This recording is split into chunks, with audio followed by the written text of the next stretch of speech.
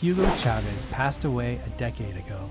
The leader of Venezuela's Bolivarian revolution is undoubtedly one of the giant figures in modern Latin American history. Born in the small town of Sabaneta on July 28, 1954, Chávez is often remembered as a man of action and long speeches. But he was much more than that. He was a great strategist, a tremendous pedagogue, and a creative thinker.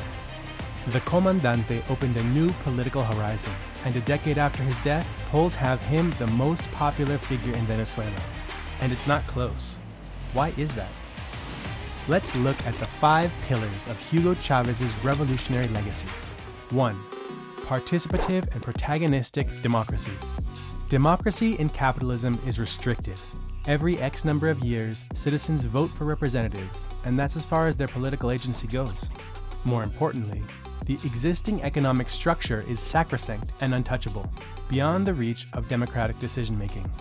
In contrast, Chávez pushed for a new form of government that would allow for the majority to emerge as creative and effective political agents. In his words, the people should have the power to take the decisions that will affect their daily life and their historical future.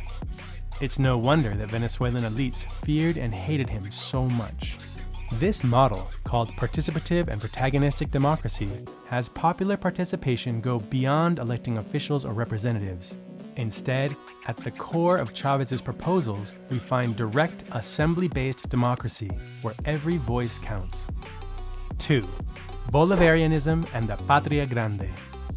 Chávez was part of a political movement inspired by the legacy of independence hero Simón Bolívar.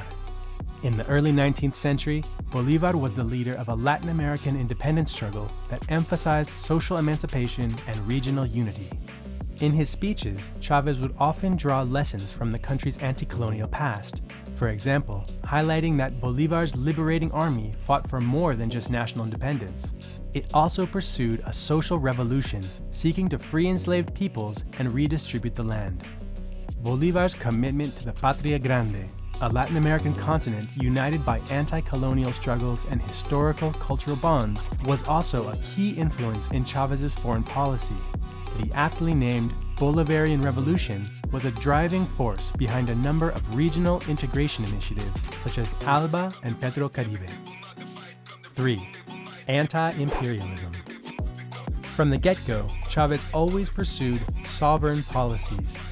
One key example was the 2001 hydrocarbons law that put an end to unfettered foreign oil exploitation in Venezuela. However, it was in 2004 that Chávez explicitly declared the Bolivarian Revolution to be anti-imperialist. By then, U.S. imperialist aggression was there for all to see, with its support of the 2002 coup d'etat, the oil lockout, and the paramilitary incursions into Venezuela. To fight back, Chávez saw the civic-military union as key to keeping imperialism at bay. One of his initiatives was the Bolivarian militia, which prepares civilians for a non-conventional war. Hundreds of thousands signed up. Not just that, his anti-imperialist discourse was also internationalist. All peoples of the global south should unite in constructing an alternative. 4. Socialism. The Bolivarian process set out to pay the so-called social debt, drastically improving the living standards of the black and brown majority. But Chávez's commitment to popular democracy and social justice went further than redistribution, and in 2005, he declared the Bolivarian Revolution to be socialist. Building on the World Social Forum slogan, "Another world is possible," Chávez added the qualifying clause, "if it is socialist." In other words, capitalism cannot be reformed. Taking distance from the Eastern Bloc model, Chávez called the project 21st Century Socialism. He felt that a deeper, less hierarchical socialism with substantive democracy at all levels was necessary. His proposal for a post-capitalist society came with a profound reorganization in order to, in his words, place humanity at the center of the project. 5. The Communal Future. In Chávez's vision, the commune, with its grassroots democracy and social ownership of the means of production, is the cornerstone of a future socialist society. He did not believe in socialism by decree. Instead, it would be a heroic creation of the pueblo, and the commune is the territory where the new society will emerge.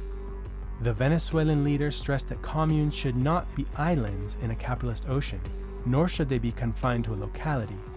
Instead, they should come together to form a new body on a larger and larger scale. In Chávez's own words, a commune is like a cell, but who has seen a cell by itself? Each cell has to be next to another one, and many cells form the body. There must be an integrated system of communes. In summary, Hugo Chávez is sorely missed by Venezuelans and by oppressed peoples all around the world. He left a lot to be cherished, a lot to admire, and a lot to think about. But most importantly, he inspired millions to fight, to break the chains of imperialism, to join hands in solidarity, and to build a new socialist society. And that is his revolutionary legacy.